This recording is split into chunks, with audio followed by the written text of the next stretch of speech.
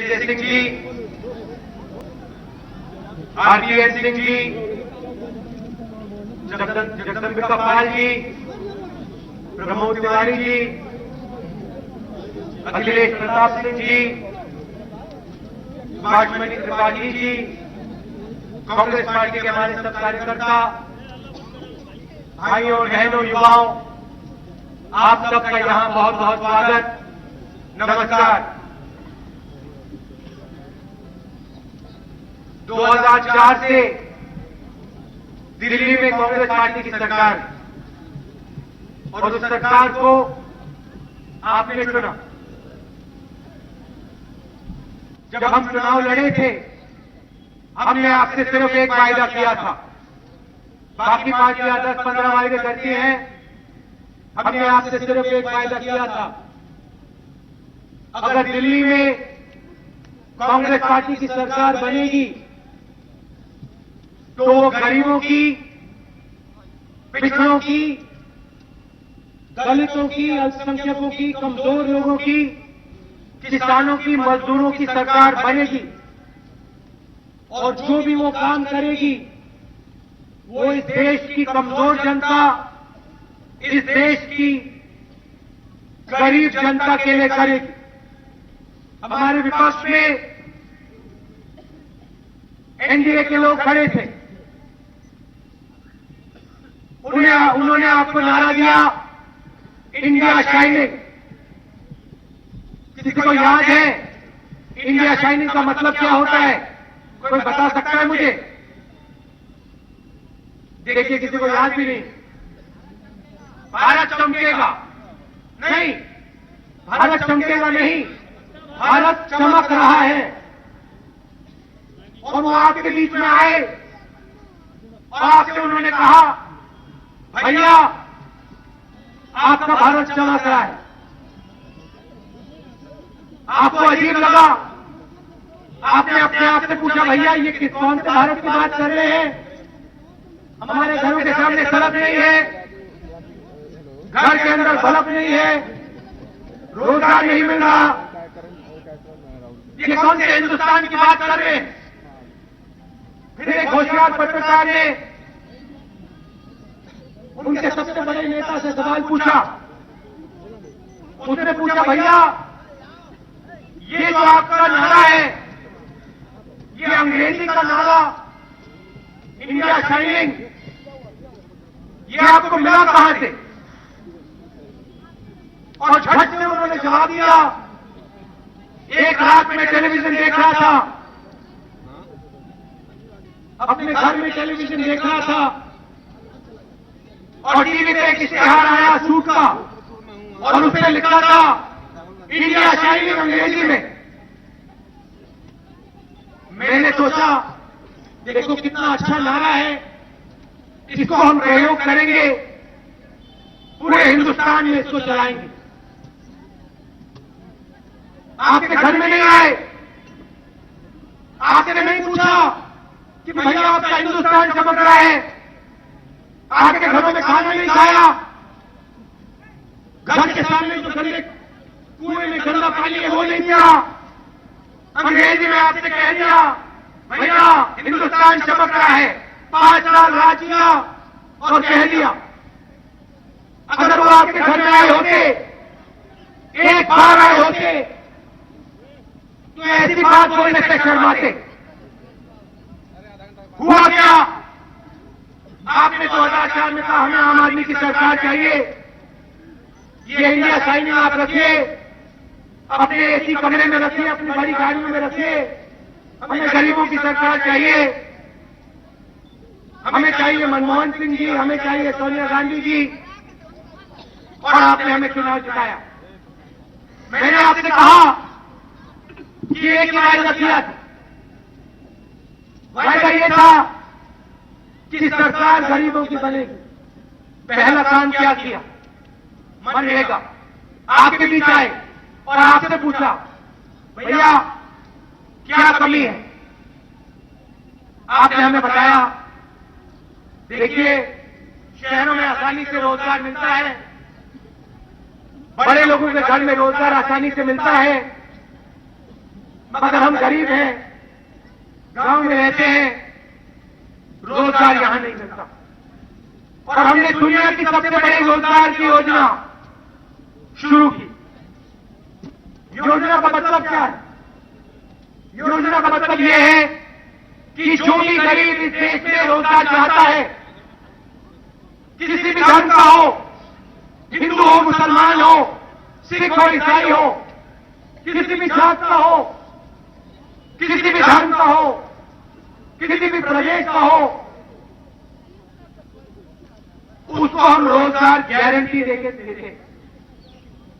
100 दिन 120 रुपए प्रतिदिन, 12,000 रुपए साल के उसकी जेब में।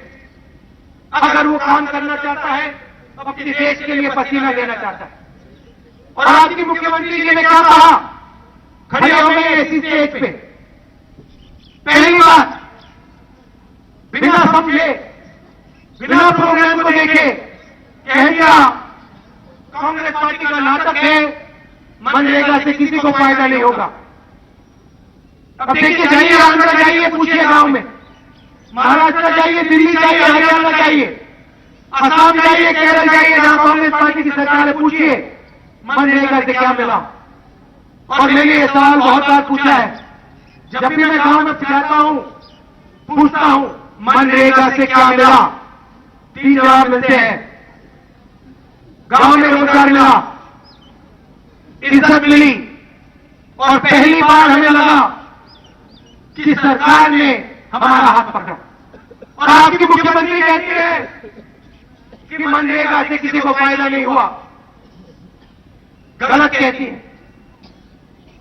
मनरेगा से यूपी में आम आदमी को फायदा नहीं हुआ, दलित को फायदा नहीं हुआ, मजदूरों को फायदा नहीं हुआ, किसानों को फायदा नहीं हुआ। मगर लखनऊ में जो इनका जादू का हाथी है, उसको फायदा हुआ। आमतौर से हाथी सड़क पे चलते हैं, पत्ते खाते हैं, घास खाते हैं। लखनऊ में जादू का हाथी गरीबों का पैसा खाता है, आपका पैसा खाता है। हम सिर्फ आपका पैसा, आपकी मजदूरी का पैसा, आपके पसीने का पैसा, आपके खून का पैसा हम आपको भेजते हैं। कहां से आएगा ये पैसा? ये आसमान से नहीं टपका, ये आपका पैसा है। जब आपके लोग यूपी में महाराष्ट्र में जाके काम करते हैं, जब आपके लोग दिल्ली में मेट्रो बनाते हैं, जब हरियाणा पंजाब के खेतों में आप काम करते हो, प्रगति तब आती है। उसका पैसा है, उस प्रगति का पैसा है, आपके खून का पैसा है, आपके पसीने का पैसा है। मनमोहन सिंह जी का पैसा नहीं है, राहुल गांधी का पैसा नहीं है, आपका पैसा है। और हमारा काम आपको अपने पैसे भेजने का काम है, और हम इस काम को पूरा करते हैं। हजारों करोड़ रुपए भेजे, मनरेगा में भेजा, स्वास्थ्य के प्रोग्रामों में भेजा, शिक्षा के लिए भेजा।